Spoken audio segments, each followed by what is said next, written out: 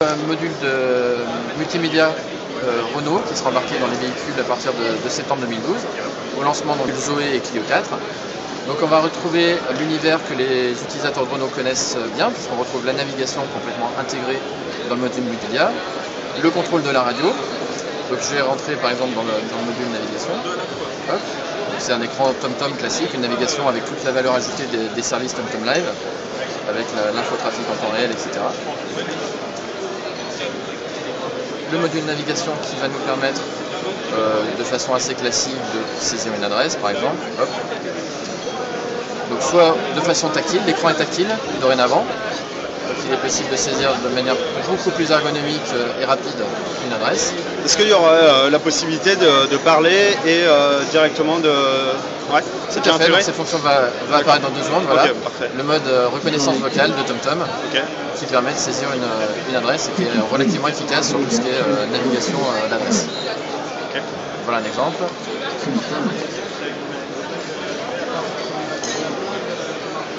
Ok, donc là on aura vraiment les fonctionnalités d'un GPS classique embarqué au sein de la voiture. Un GPS classique avec la valeur ajoutée qu'on apporte avec la connectivité. Donc les serveurs TomTom Live, donc qui fournissent la recherche locale, les zones dangereuses, la météo et bien évidemment l'infotrafic pour calculer l'itinéraire le plus efficace à l'instant T.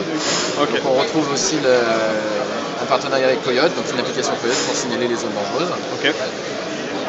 Et donc, en complément de cette offre de service, donc on trouve tout un univers service, donc c'est la grande nouveauté de cette tablette.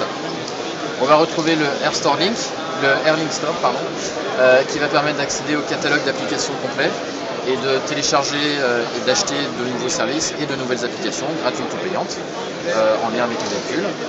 Et ces applications, une fois achetées, vont apparaître dans la liste des applications disponibles dans l'univers service. Aujourd'hui, il y a combien à peu près d'applications qui sont développées? Aujourd'hui, c'est en cours de développement. Il faut bien voir que la sortie est prévue pour septembre 2011 et on vise une centaine d'applications au catalogue pour le lancement du véhicule. Ok. Voilà. Donc voilà une petite démonstration de l'App Store. Donc assez classiquement, on va retrouver un catalogue d'applications avec une mise en avant des applications, la fiche détail, la possibilité d'acheter soit en utilisant un compte Renault Store, donc qui serait un compte web que les clients peuvent créer, qu'on retrouve sur le site myrenault.fr notamment, et sur lequel on a la possibilité de préenregistrer ses cartes bancaires pour un usage facilité en cas d'achat multiple. D'accord. Et à la fin du processus d'achat, tout simplement, depuis l'embarqué, donc depuis le véhicule, les applications seront téléchargées et disponibles après juste quelques minutes, disponibles dans la Est-ce qu'on peut imaginer d'avoir une appli sur sa tablette personnelle ou son ordinateur qui va permettre de télécharger par exemple nos propres applis et que ça se synchronise directement avec la tablette de la voiture? Non, aujourd'hui c'est pas possible puisque la tablette du véhicule a été, le système d'exploitation de la tablette a été adapté pour vraiment être en phase avec le véhicule, donc discuter avec le véhicule, récupérer des informations et aussi en termes de navigation et d'ergonomie d'offrir des fonctionnalités sécurisées. Donc les règles d'affichage et de comportement en fonction de la vitesse du véhicule par exemple sont des nouveautés qui ne sont pas forcément compatibles avec un développement complètement standard. Mais on s'en approche et le portage des applications sous Android peut se faire de manière assez simple. Ok. Bah merci. Je vous en prie.